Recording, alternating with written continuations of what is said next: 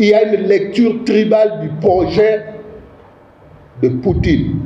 Mais il y ajoute la civilisation chrétienne.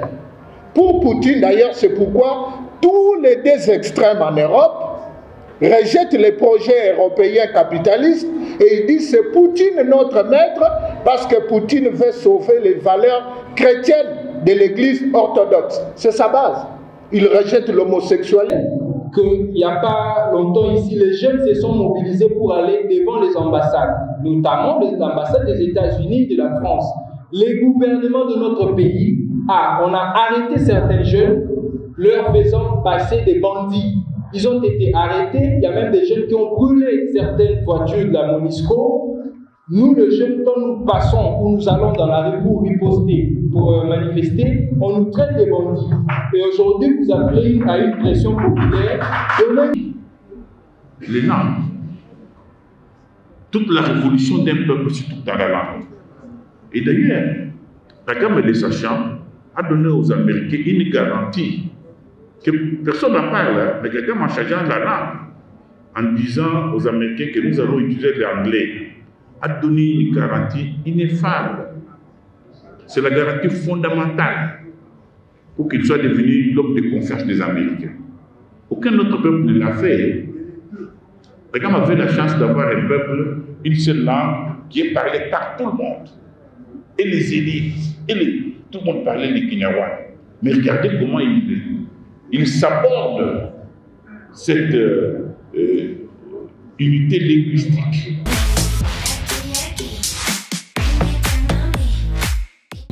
Je vais faire un petit parallélisme avec ce que fait Poutine. Poutine projette une guerre des tribus. Je vais vous lire ça. Et il suit des philosophes du 19e siècle qui ont un projet de la Russie, mais fondé sur les tribus européennes. Et ce que nous faisons, c'est à peu près, et ce que nous devons faire doit être la même chose. Je vais vous lire ça. Le programme de Poutine est entre autres un programme tribal, comme slave. La majorité des Russes sont des slaves. Et il va dire ceci à la suite d'un philosophe, je vais lire, le programme des années à venir a été, on peut se rendre compte, en grande partie rédigé par le philosophe Ilyin. Selon Ilyin, certaines tribus européennes sont inaptes à devenir des États et doivent demeurer sous le contrôle des États voisins.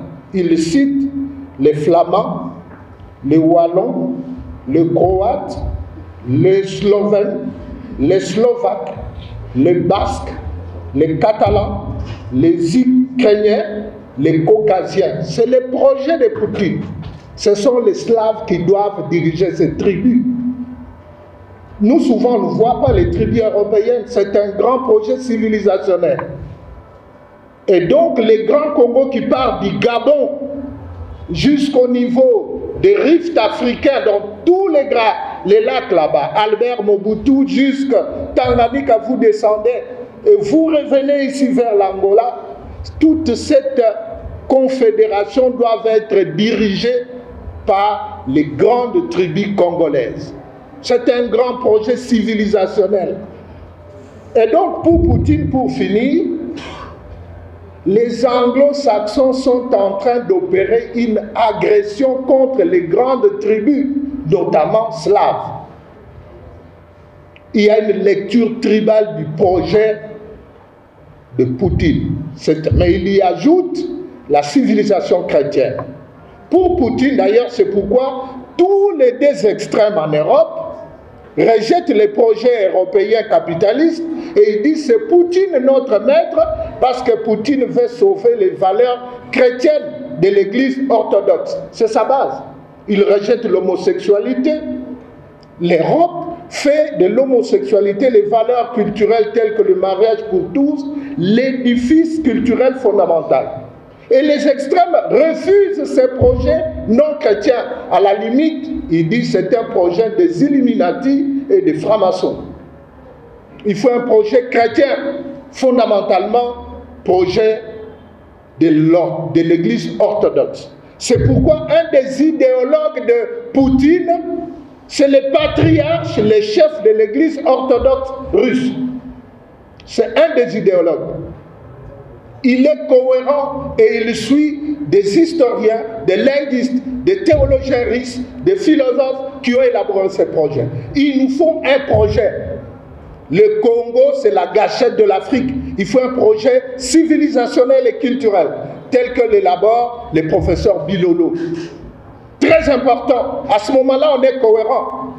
Pour finir, pour les profs Bilolo, disons pour Lilias Hamburger, qui est le maître de Cheikh Anta Diop, de Bilolo lui-même, il y a une unité linguistique qui dépasse l'Afrique et qui va vers le sud de l'Inde, les Dravidiens. Il faut un projet culturel qui unit l'Afrique et le sud de l'Inde.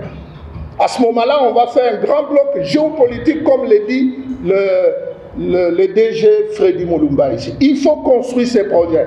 Le prof Bilolo dit, nous devons avoir comme objet l'Europe, objet d'étude. Tout ce que nous faisons ici, c'est de l'occidentologie. C'est répéter ce que l'Europe met dans notre bouche. Nous devons avoir un projet différent. Kizerbo a dit, nous sommes toujours en train de dormir sur la natte des autres. Il faut que ça change. Je vous remercie. Merci. Disons que je vais faire une contribution. Ma contribution est en fait inspirée par ce qu'écrit le professeur Kampai quand il dit que la connaissance du vrai libère de l'esclavage. Si on demande à toute l'assistance d'où vient le Congo, d'où vient l'État indépendant du Congo, on nous dira que l'État indépendant du Congo a été créé par le décret royal du 29 mai 1885 qui transforme l'Association internationale africaine en État indépendant du Congo et qui fait du roi Léopold II le souverain. Cherchez ce décret royal au Moniteur belge, il n'existe pas. Cherchez-le au journal officiel de l'État indépendant du Congo, il n'existe pas. En manière telle que lorsque on nous sort la loi fondamentale du 19 mai 60, qui est signée par le roi Léopold II, et qui stipule que, en son article 2, tant que cette loi fondamentale n'est pas abrogée, toutes ces dispositions resteront valables, on nous vole l'indépendance. Voilà pourquoi, le 30 juin 1960, en réalité, il y a 5 discours qui sont prononcés. Le premier discours est prononcé par le roi lorsqu'il dit, il célèbre son ancêtre, mais il faut savoir que le discours que prononce le roi à Kinshasa a été modifié. Le premier discours disait, il voulait dire aux Congolais, vous l'avez accueilli en libérateur. Le ministre Esquin lui a dit que si vous dites ça aux Congolais, il y aura le feu dans la salle. Il a donc dit, vous l'avez en civilisateur.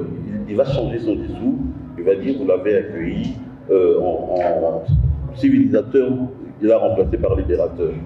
Mais en même temps, l'autre discours est prononcé par le président Kasavubu, qui dit, oui, d'accord, vous avez fait du bon travail.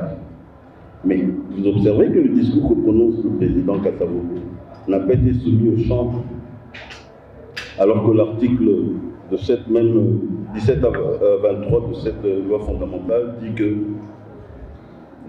les actes du président ne sont valables que quand ils sont ouverts par le gouvernement. En manière telle que lorsque le roi des Belges nous dit « je vous accorde l'indépendance », il ne peut pas accorder l'indépendance. Il ne peut pas accorder l'indépendance parce que le Congo ne leur a jamais appartenu. Lorsque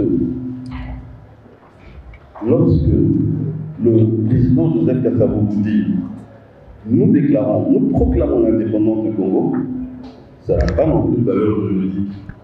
Voilà pourquoi, le 30 juin à 11 h, le président du Sénat, Kassongo, invite alors Patrice Emery Lumumba.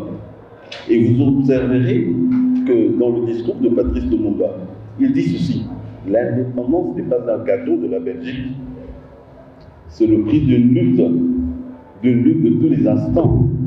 Et les mots de Patrice Lumumba, ce sont les mots de Béatrice Kimpavita, 219 ans avant, au moment où elle approche du bûcher. Elle dit: un jour, nous allons voir la libération de ce peuple noir. Et le professeur Kambay a bien souligné ceci. Le mot indépendance, c'est un mot qui nous a été mis dans la bouche pour nous empêcher de parler de la liberté. Voilà ma contribution. Merci beaucoup. Le téléphone. Bonjour. Moi, c'est Jean-Paul Luponguet. Je suis artiste dramaturge, Institut national des arts, analyste politique aussi. Je suis imitateur de faits actuels si c'était le moment. Alors, je suis initiateur d'une association appelée Congo Conscient Association. Nous éveillons la conscience du peuple congolais sur leurs responsabilités vis-à-vis de leur propre développement. Je vais apporter ma petite contribution. Je suis venu un peu en retard, mais j'ai suivi les trois intervenants, les trois derniers intervenants. J'ai raté le premier. Je voudrais commencer d'abord au deuxième paragraphe que le prédécesseur a essayé un peu de parler. Moi, je vais prendre un peu la conclusion. Et quand on dit mon discours, je l'ai conçu dans ce sens, un sens incitatif afin de pousser mes concitoyens à maximiser le taux de changement dans notre façon d'être au monde. Moi, j'aurais pu ajouter encore dans notre façon d'agir. Parce que le développement d'un pays réside dans la conscience collective de son peuple. C'est l'homme, il s'agit là de l'homme. C'est l'homme qui est au centre de tout. C'est l'homme qui amène le changement. C'est l'homme qui transforme quelque chose. Le pays, ce n'est qu'une étendue, c'est la nature. Dieu, quand il a créé l'homme, il a donné la nature, parce qu'il a créé d'abord la nature. Et il a dit à l'homme de façonner cette nature. Et nous, notre nature, c'est le Congo. Je suis en fait d'écrire une pièce de théâtre qui est intitulée La RDC de 1960 en nos jours. C'est un récit politique de notre pays où à la fin Lumumba sort, il dit: qu'avez-vous fait de ce pays que nous vous avons légué? Aujourd'hui, 64 ans d'expérience où l'homme congolais a pris lui-même la direction de son avenir. Et qu'est-ce qu'il a fait de cette opportunité? Nous sommes beaucoup plus, excusez-moi, on va extrapoler un peu, toucher un peu le monde politique, parce que c'est la politique qui nous dirige. C'est la politique qui donne des lois. Mais où sont les scientifiques congolais? Où sont l'homme intellectuel congolais? Où sont la créativité congolaise? Nous ne sommes pas capables de créer des armes. Nous ne sommes pas si intelligents de créer même de petites bombes là. Si les autres le font, pourquoi pas nous? Et si les matières qui servent à la fabrication de toutes ces choses viennent d'ici au Congo, pourquoi nous ne pouvons pas profiter de ça? Après les études dans nos formations, au moment du stage, le maître stagiaire te dit tout ce que tu as écouté à l'école, mettez-le à l'écart, ici c'est autre chose. Kubasadi langa kubadila. Les Mongo disent que les Bosso et Mongo Bossan Azate. Je soutiens le dernier intervenant quand il parle de la conscience historique. C'est vrai que nous ne nous acceptons pas. On ne peut rien faire si nous ne sommes pas dans un même chemin. Mais moi, je voudrais ajouter la conscience patriotique aussi. Dès que nous n'arrivons pas à nous contenir, à spolier nos caniveaux, nos avenirs, sans le savoir que nous créons un environnement malsain qui peut nous rendre malades chaque fois. Nous-mêmes, nous n'avons pas cette conscience. Et les dirigeants et le peuple, nous sommes de même. L'État congolais qui dirige l'État congolais, c'est nous les gens. Hier, tu étais peuple, aujourd'hui, tu es dirigeant. Hier, tu critiquais, aujourd'hui, tu es aux commandes. Et qu'est-ce que ça se passe? Depuis l'obtention de l'indépendance, on a eu combien de présidents et il y a qu'est-ce qui est évolué dans notre pays? Nous nous résilions sur l'explicatif, sur la défense, voilà, en utilisant de gros mots, mais sur terrain, qu'est-ce qui se passe? Qu'est-ce que nous faisons pour arranger les choses? Le dernier intervenant a parlé de sitting. Oui, nous allons faire des sittings, descendre dans la rue. Mais qu'est-ce que nous proposons? Moi, je voudrais nous amener ici, dans chaque domaine, que chaque Congolais prenne conscience de ses responsabilités. Chacun de nous est capable de transformer le pays là où il est. Commencez là où tu es, dans ta maison, dans la rue, devant les gens. Commencez d'abord à développer le pays. Et si c'est le système politique qui nous appauvrit jusqu'aujourd'hui, que voit le peuple eux-mêmes sont devenus organisés, on te donne un service, tu le fais bien, avec une conscience professionnelle bien établie. On te donne une responsabilité, tu le remplis bien. Mais ces politiciens-là, ils profitent de notre inconscience, aussi pour voler la caisse de l'État, pour faire ceci, cela. Ils profitent de l'inconscience du peuple. Quand ils vont venir envers nous, et on va les applaudir avec les $100, les $50, ils vont construire des ponts qui ne sont pas leur travail. Nous sommes capables d'aller proposer des lois, même si nous ne sommes pas des députés. Suivons seulement les procédures. Nous sommes capables de destituer un député qui est au cours de son mandat. Si nous faisons une pétition à la Cour constitutionnelle, nous allons remplacer ce député à un autre. Il faut que ceux qui prennent leurs responsabilités, ceux qui prennent des tâches à faire, qu'ils commencent déjà à avoir peur du peuple.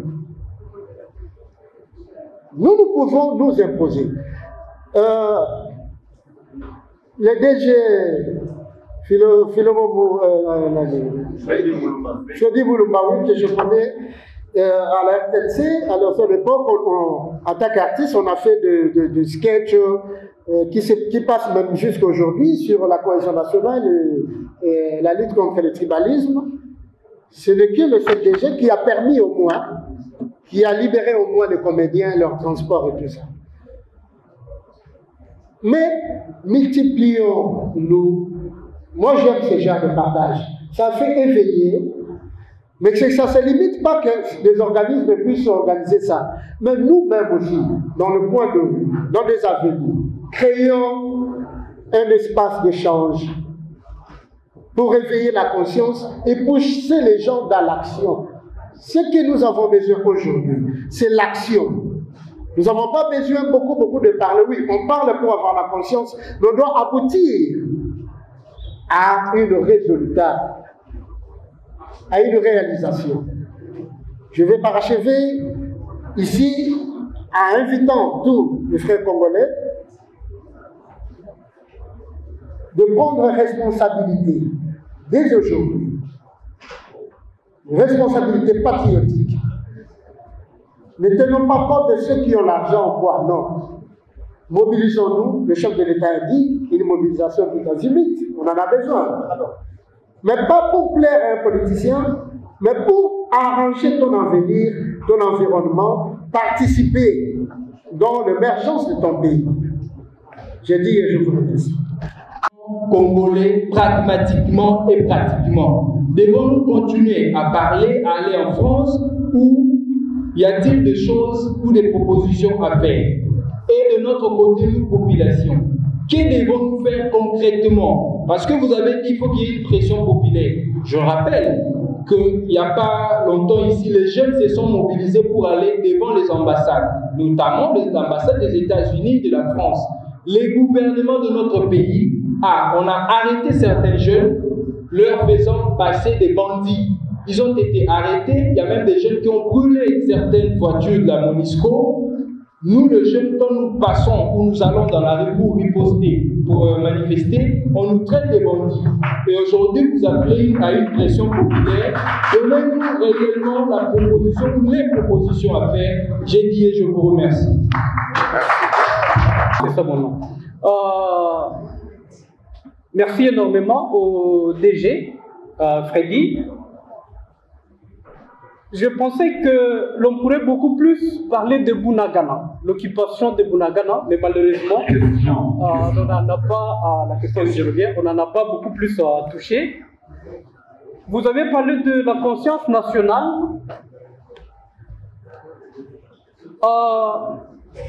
La conscience nationale, l'on doit la réveiller.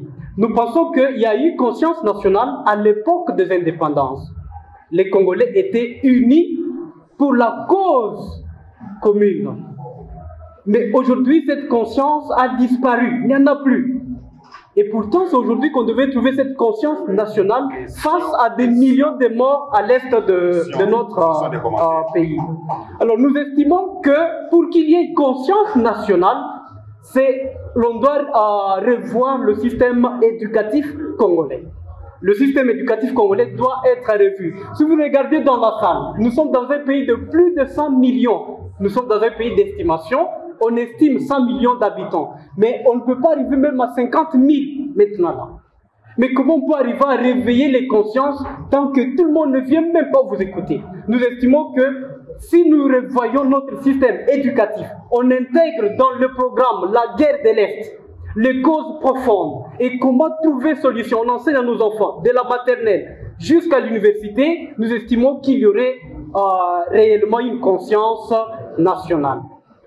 Pardonnez-moi, nos professeurs, un jour j'étais en face d'un professeur, je lui pose la question, le cours que vous nous enseignez, grand courant de la pensée, vous n'avez cité aucun auteur congolais. Et pourtant, vous êtes vous-même docteur en philosophie. Il me dit, mon fils, ce cours m'est imposé. Il ne vient pas de moi. Pourquoi, cher professeur, on doit continuer à vous imposer ce que vous devez enseigner à vos étudiants, à vos enfants? Ne pourriez-vous pas vous imposer et vous révolter? Dire ça, nous n'enseignons pas. Si vous ne voulez pas et nous abandonnons, on ne peut pas. Pourquoi vous continuez à enseigner ce qui vous est imposé? Vous ne pouvez pas vous décider de ce que vous devez nous dire. Alors ma question c'est de savoir, est-ce que Bunagana aujourd'hui est encore un territoire congolais? Après 2 ans d'occupation, après 2 ans de prise, pouvons-nous dire qu'aujourd'hui Bunagana est un territoire congolais? Ça c'est la première partie. Et je me demande, ne pensez-vous pas que l'occupation de Bunagana fait partie ou c'est l'application de l'article 217 de cette fameuse constitution des belligérants que nous avons aujourd'hui? Parce que cet article, si vous permettez, je peux lire ça, qui dit que notre pays peut céder une partie, peut abandonner une partie de sa souveraineté pour l'unité africaine. Ne pensez-vous pas que nous avons abandonné ça juste pour une unité africaine? Et si réellement on a abandonné pour l'unité africaine, que pensez-vous de la constitution actuelle? Doit-on continuer à la maintenir ou nous devons impérativement la revoir pour doter un bon texte à nos enfants dans le jour à venir? Merci beaucoup. Ils vont faire des discours, non? Pas du tout. En plus, nous sommes des vieux papas. notre vie est derrière nous. Nous pouvons rester calmes, mourir dans quelques petites années et vous laisser dans l'esclavage là. C'est pour cela que Franck Fanon dit c'est la jeunesse. C'est elle qui a beaucoup de choses à perdre dans cette guerre. Pas nous les vieillards ici. C'est la jeunesse qui doit se mobiliser. Parce que c'est elle, la grande victime, la plus perdante. Pourquoi? La guerre ici absorbe toutes les ressources. Peut-être qu'on ne l'explique pas suffisamment. J'ai entendu des gens raconter des choses. Mais cette guerre absorbe pratiquement toutes les ressources que nous avons. Si pas 50%, en tout cas plus. L'achat des armes, le traitement des militaires et puis le détournement, tout ça, il faut la maintenir. Et tout ça, ça empêche le gouvernement de créer des emplois, de créer tout ça. Donc pour moi, j'estime que la jeunesse, si nous venons ici parler, c'est pour que la jeunesse prenne son destin en main. Nous, on est à la fin de notre vie. Le destin, c'est vous. Donc, je suis content qu'il m'ait posé la question de savoir qu'est-ce que nous devons faire. Ce que vous devez faire, c'est dans vos universités, là, organisez-vous. Organisez des cellules de communication. Vous pouvez scientifiquement avoir chaque jour des données sur la guerre de l'Est, parce que ce sont les faits qui donnent conscience. La conscience ne vient pas des discours creux, ce sont les faits qui donnent conscience. Ce sont les faits qui donnent à réfléchir. Comme vous le dites, les symboles. Donc, vous pouvez organiser dans vos universités là, des cellules de communication sur la guerre. Pourquoi est-ce que dans d'autres pays, quand il y a la guerre en Israël contre la Palestine, c'est tous les vieux papas là, tous les jeunes qui se mettent, qui se mobilisent et qui viennent pour dire non, nous voulons aller nous battre. Pourquoi? Pourtant Israël ce n'est qu'un caillou, qu'est-ce qu'il y a dedans? Même pas beaucoup d'eau, même pas des mines. Pourquoi est-ce que les gens se mobilisent? Parce qu'on leur a dit qu'ils sont nés de Dieu. Ils sont les élus de Dieu. Non. C'est parce que chaque peuple ici n'a pas besoin d'aller, n'est-ce pas, chercher l'histoire de notre peuple. Chaque peuple se contente de sa propre histoire. L'histoire ici signifie quoi? L'histoire ici signifie que par quels moyens, par quelle façon, par quelles actions vous êtes connus pour arriver là où vous êtes. Parce que vous semblez l'oublier. C'est ça ce qu'on appelle l'histoire. L'histoire qui donne conscience là, c'est celle-là. C'est-à-dire que les hommes s'interrogent, on dit par quels moyens nos ancêtres et nous-mêmes avons-nous fait pour nous sortir jusqu'à ce jour, pour être là où nous sommes. Et dès ce moment, on découvre que l'histoire est faite par les peuples, soit les peuples qui posent les actions, soit les peuples qui se défendent, et nous faisons ce qu'on appelle en histoire la continuité historique. Si nos grands-parents, nos parents ne se sont pas laissés berner, dominés par des petits voyous aux alentours, pourquoi est-ce que nous nous laisserons? C'est ça ce qu'on appelle la continuité historique. Donc, nous avons intérêt au jour d'aujourd'hui de profiter de cette guerre pour faire une révolution épistémologique, une révolution cognitive, c'est-à-dire revoir toutes les matières que nous enseignons, faire de l'histoire, de la géographie, de la faune, de la minéralogie congolaise, des disciplines scientifiques obligatoires dans nos classes, tant au primaire qu'au secondaire.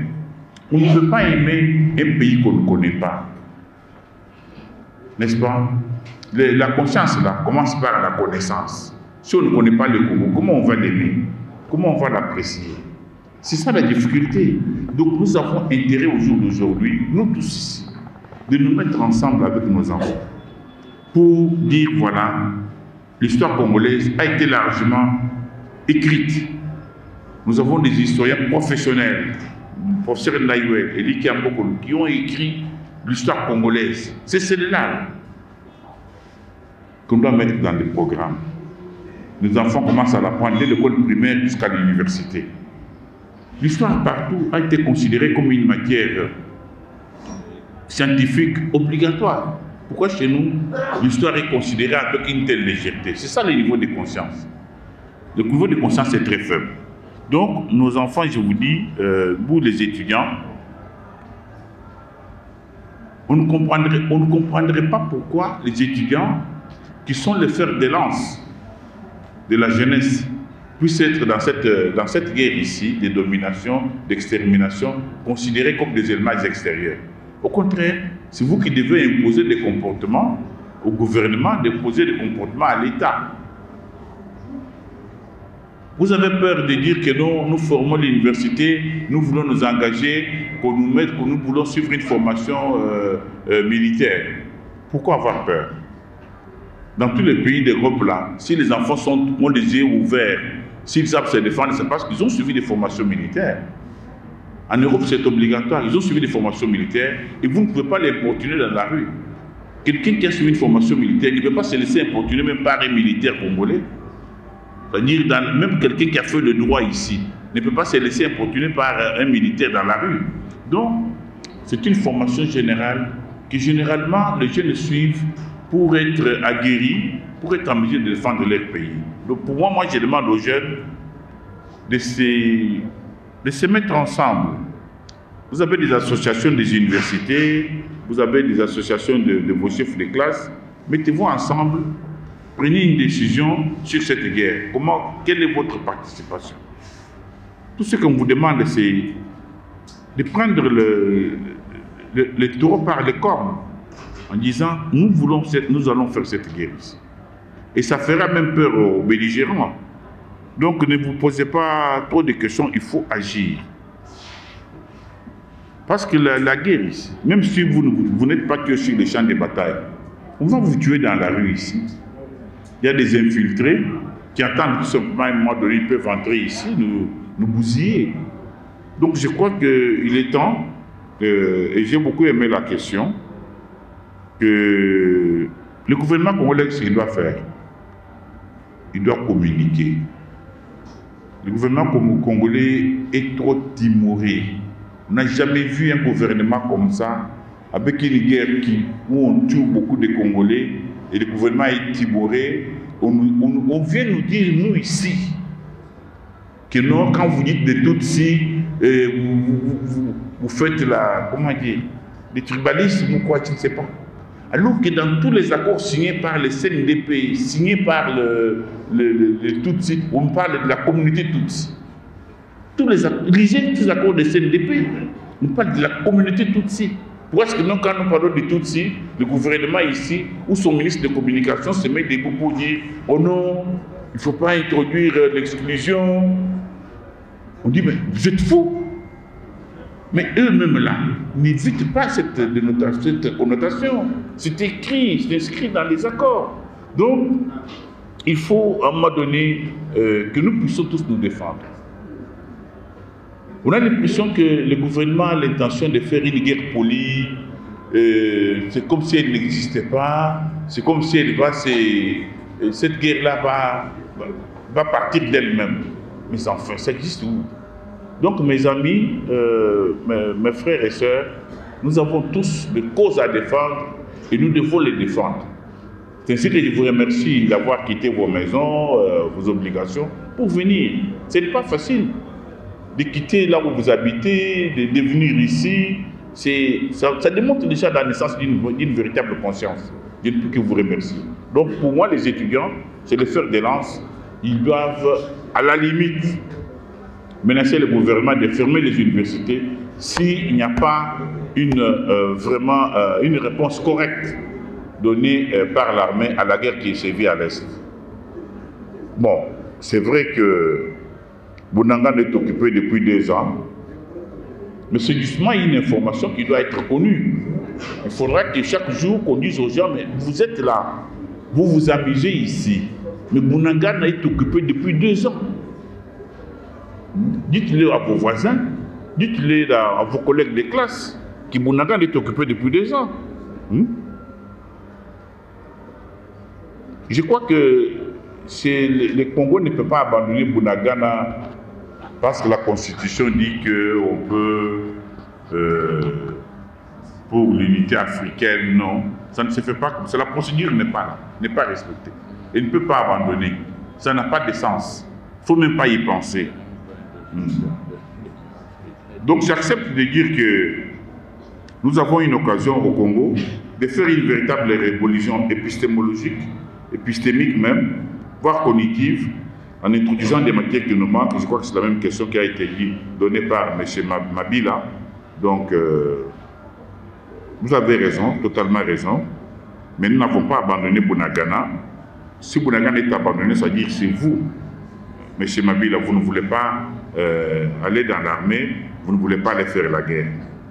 Dans un pays comme le nôtre ici, nous devons avoir une armée de plus d'1 million de personnes. Mais pour ça, qu'est-ce que doit faire le gouvernement? Il doit créer des conditions attrayantes pour l'armée. Les gens ne vont pas aller dans l'armée pour se suicider. Ils vont aller dans l'armée pour gagner des soins médicaux, comme dans tous les pays du monde. Quand un monsieur va dans l'armée, c'est pour avoir des soins médicaux, c'est pour avoir la possibilité d'étudier à l'université avec l'aide de l'État. C'est comme ça qu'on rend l'armée attractive. Les gens ne vont pas dans l'armée parce que nous, on rend l'armée attractive en donnant, n'est-ce pas, de bonnes conditions, en faisant de l'armée un marché gagnant pour notre jeunesse. Quelqu'un m'a demandé, Moukeng m'a demandé, quels sont les bienfaits de la guerre de l'Est. La guerre n'a aucun bienfait. Mais comme elle nous est imposée là, elle nous exige de revenir sur nous-mêmes, de nous poser des questions pour dire comment ces petits pays-là, même aidés par des puissances américaines, peuvent venir nous attaquer, entrer chez nous, occuper des postes, nous imposer des infiltrés qui sont même dans notre armée, qui sont dans la police, qui sont même dans l'administration, et nous ne sommes pas capables d'agir. Ça, ce sont des questions que le peuple doit se poser. Comment le Rwanda peut imposer des gens ici? On dit des Banyamuleke, des Sissi, ils sont là tous, des Tutsis. Mais quand on veut en parler, on dit non, n'en parlez pas. Et tout cela sont dans la chaîne de commandement, et on nous demande comment l'armée ne gagne pas la guerre. Ayons le courage d'en parler, de dire qu'il y en a marre, ça ne se fait pas comme ça. Ça, ce sont les bienfaits de cette guerre, c'est-à-dire de revenir à nous-mêmes, de nous poser des questions sur nous-mêmes, de nous dire quelles sont les forces, est-ce que nous a enlevé notre âme? Comment peut-on avoir une grosse guerre comme ça dans des parages et être aussi inconscient et continuer à se battre pour des... Comment est-ce que nous n'arrivons pas à lever un consensus sociétal puissant qui ferait peur même aux guerriers, qui ferait même peur à ceux qui nous attaquent? C'est ça la difficulté. On a dit, on était sous Kabila, qui est lui-même un autre guerrier, mais maintenant, nous avons un pouvoir civil. Pourquoi est-ce que nous n'arrivons pas à cette détermination-là? Ça, ce sont des questions que nous devons nous poser. Parce que ce n'est pas ni la première ni la dernière guerre, il y en aura d'autres. Donc voilà les bienfaits que moi je suppose. Que c'est un moment de questionnement sur nous-mêmes, sur soi-même, pour savoir quelles sont nos faiblesses, quelles sont nos forces. Ça, c'est hyper important. Pourquoi est-ce que nous n'arrivons pas à coaliser, à nous mettre ensemble? Pourquoi est-ce que nous n'arrivons pas à avoir un consensus fort? Ça, ce sont des questions qui doivent être posées. Et nous devons trouver des solutions à ces problèmes. Si nous n'arrivons pas à avoir un consensus, aujourd'hui, le président dit ceci, demain vous trouvez, je ne sais pas moi, un Peigné, Fayoulou, ou même le cardinal Ambongo lui-même. Est-ce qu'on peut avoir un cardinal qui va dire que non, le gouvernement paye des trucs? Ça n'existe nulle part. C'est un niveau de trahison innommable. Innommable. Je ne suis pas anticlérical, mais dès qu'il a dit ça, j'ai regardé, dit non. Parce que trahir le Congo, c'est ce niveau-là. C'est ça trahir le Congo. C'est-à-dire tout d'un coup, vous donnez au discours de l'ennemi une prégnance qu'il n'avait pas. Dire que non, le Congo ici donne l'argent aux ADF et tout ça, non, ça c'est de la haute trahison. Donc ce sont des questions que nous devons nous poser, et je crois que cette guerre ici est bonne pour ça. Bon, écoutez, bon, là je crois que l'organisateur va répondre. Rien ne nous empêche de changer le système éducatif, mais il y a une procédure. Nous, les professeurs de l'université, nous avons un large éventail d'actions. Vous savez, moi, j'enseigne la presse écrite. De temps en temps, je demande aux étudiants, je dis, mais pourquoi est-ce que vous ne faites pas un reportage le 30 juin 1960? Vous êtes là, les personnages sont là, n'est-ce pas? Typés, vous avez des discours, faites-moi un reportage. C'est une façon de rappeler aux enfants l'histoire nationale. Ça aussi. Donc, nous avons un large éventail, mais il faut fondamentalement que nous puissions revoir, n'est-ce pas, les prémices, tout ce que nous voyons ici. Par exemple, cette histoire de langue nationale. Parce que le problème ici, ce n'est pas simplement de changer de contenu, mais aussi les langues nationales. Vous n'arriverez jamais à changer une société en enseignant toutes les sciences ici dans les langues étrangères. C'est impossible. Ça n'a jamais existé. Parce que les enfants là, dans leur langue nationale ici, les petits Quinois en lingala là, à 3 ans, vous pouvez lui expliquer des notions, des choses, tu vas comprendre. Ce sont des notions, quand vous leur donnez ça, vous leur enseignez ça en français, il faudra attendre qu'il ait 6 ou 7 ans. Donc on a perdu 4 ans.